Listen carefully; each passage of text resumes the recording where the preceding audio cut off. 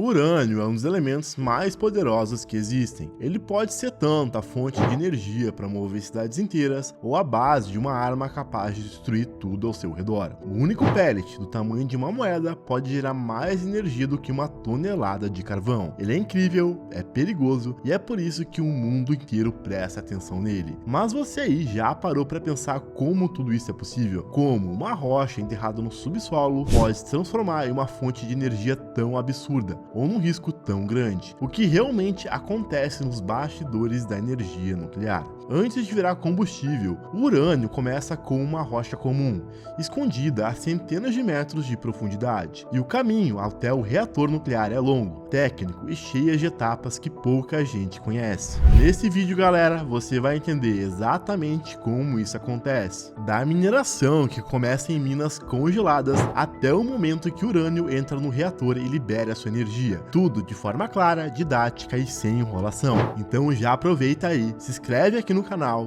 deixa seu like e ativa o sininho, porque esse é só o começo. O que você vai ver agora é um processo tão poderoso quanto perigoso, e a maioria das pessoas nem imagina como ele realmente funciona. Tudo começa no subsolo. Para extrair urânio em larga escala, a mineração precisa ir fundo, e é literalmente. Em lugares como o norte do Canadá, por exemplo, onde as maiores reservas do mundo estão localizadas a mais de 500 metros abaixo da superfície, em uma camada de rocha composta por areia e água subterrânea. Mas como então é possível minerar um material radioativo, instável e cercado por água sob alta pressão? E a resposta é congelando o solo ao redor do depósito de urânio. Os engenheiros, pessoal, instalam centenas de tubos ao redor da área com urânio, e por dentro deles circula um líquido chamado de salmoura, resfriado a menos de 30 graus Celsius. Esse líquido consegue congelar o solo ao seu redor, transformando a água subterrânea em gelo. Isso impede desmoronamentos e bloqueia a entrada de mais água, criando um ambiente estável e propriamente seguro para se escavar. Com o solo congelado, os operários, operando máquinas por controle remoto, longe da radiação, começam a perfurar a rocha até atingir o minério. Primeiro é feito um furo piloto, depois uma broca maior alarga esse caminho. O minério quebrado cai numa câmara de extração e dali é recolhido por um carrinho automatizado. Cada pedaço de rocha é coletado e escaneado para medir a concentração desse mineral. Em algumas minas, esse valor pode chegar aos incríveis 18%, que é, se você não sabe, considerado uma concentração altíssima para os padrões naturais. Isso significa que em apenas uma tonelada de rocha, há energia suficiente para abastecer centenas de casas por dezenas de anos. Depois de triturado, o minério vira uma espécie de areia, misturada com água, até formar uma lama bem grossa, chamada de slurry. Essa mistura é bombeada até a superfície, então é enviada para a usina de beneficiamento, onde o urânio começa a ser separado quimicamente da rocha. E é aí que começa a transformação do urânio bruto em combustível nuclear. Mas como se separa um elemento radioativo de dezenas de toneladas de pedras comuns? É o que a gente vai ver nessa próxima etapa.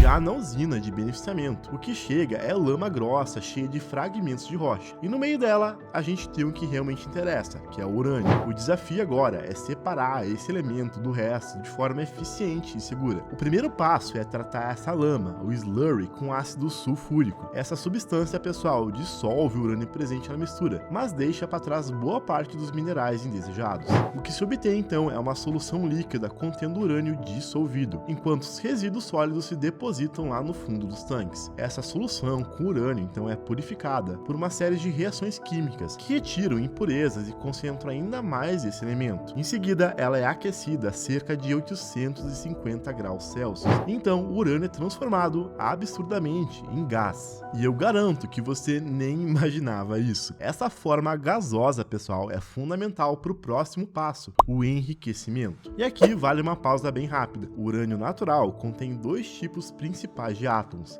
chamados de isótopos. O U-238, o isótopo que realmente interessa para gerar energia em reatores nucleares, é o U-235. Mas acontece que ele é bem raro.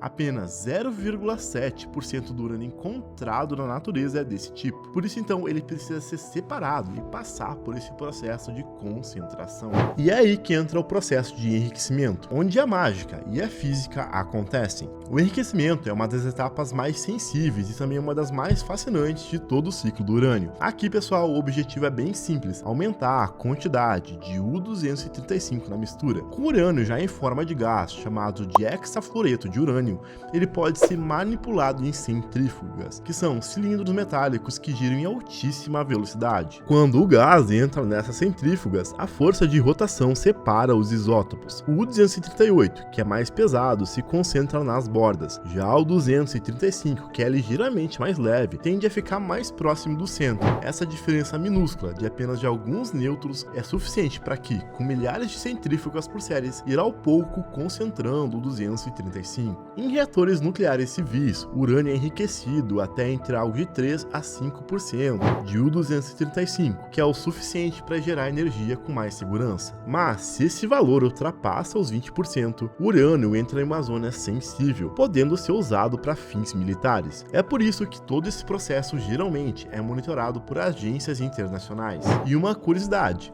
o método de centrífuga é muito mais moderno e eficiente do que usado no passado, com a difusão gasosa que exigia centenas de etapas e consumia muito mais energia. Ao final desse processo, o urânio é enriquecido e transformado em um pó preto e denso, altamente energético. Agora ele está pronto para se tornar combustível, mas ainda precisa ser moldado, compactado e montado. Com o urânio já enriquecido, é hora de transformá-lo em combustível sólido. O primeiro passo então é converter aquele pó preto, o dióxido de urânio, em pequenas cápsulas cilíndricas chamadas de pellets, que são bem parecidas com moedas. Esses pellets têm mais ou menos o tamanho de uma moeda de 1 centavo, mas concentram uma quantidade absurda de energia. Com um deles, sozinho, pode-se gerar a mesma energia equivalente a 800 kg de carvão ou 560 litros de óleo. É potência pura em miniatura. A compactação, então, é feita com prensas hidráulicas que aplicam toneladas de pressão sobre o pó, moldando os pellets com precisão milimétrica. Em seguida, eles são aquecidos em fornos industriais por 24 horas. Esse calor extremo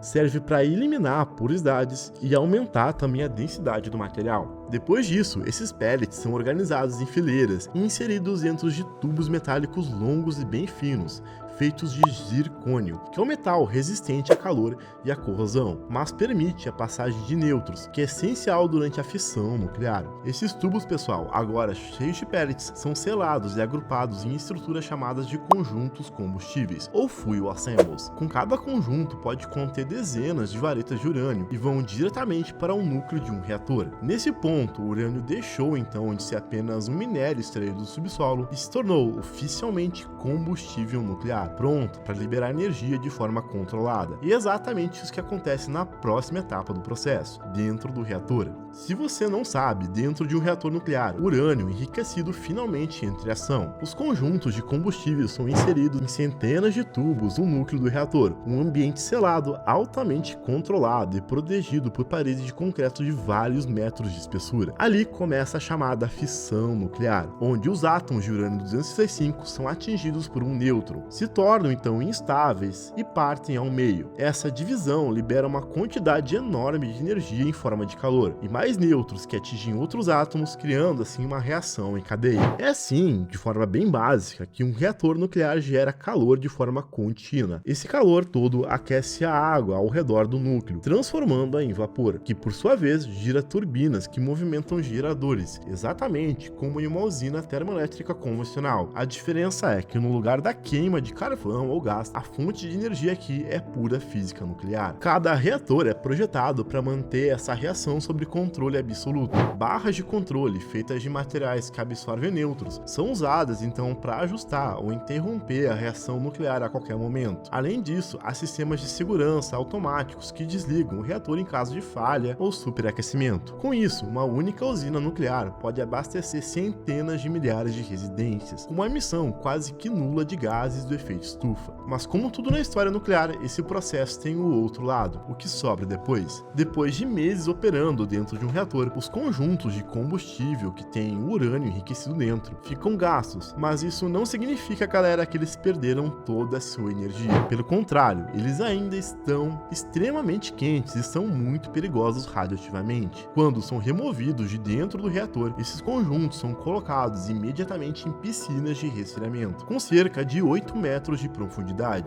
Essas piscinas gigantes não servem só para baixar a temperatura, mas também para conter a radiação. A água, então, atua como uma espécie de barreira natural, impedindo que a radioatividade se espalhe. Esse material permanece submerso por anos e anos, geralmente pelo menos por uma década, até que seja frio e estável o suficiente para ser transferido para depósitos secos de longo prazo. Esses depósitos usam blindagens especiais e são monitorados constantemente. O destino final do combustível usado ainda é um dos grandes desafios da energia nuclear. Alguns países reprocessam parte do material, recuperando o urânio e o plutônio restantes, enquanto outros armazenam indefinitivamente em locais geologicamente estáveis, longe de populações ou fontes de água. A verdade é que, mesmo com todas as vantagens em termos de geração de energia limpa, o resíduo radioativo ainda impõe um dilema que nenhuma tecnologia resolveu por completo até os dias de hoje. Mas uma coisa é certa: entender esse ciclo, desde a extração do minério até o descarte do combustível, é essencial para enxergar a energia nuclear com mais clareza, menos mito e mais realidade. Se esse vídeo te ajudou a entender todo esse processo complexo e fascinante, já deixa o like aí embaixo e também não esquece de se inscrever no canal e compartilhar com alguém que também precisa saber como tudo isso funciona. Por hoje era isso, pessoal. Muito obrigado, até o próximo vídeo e fui!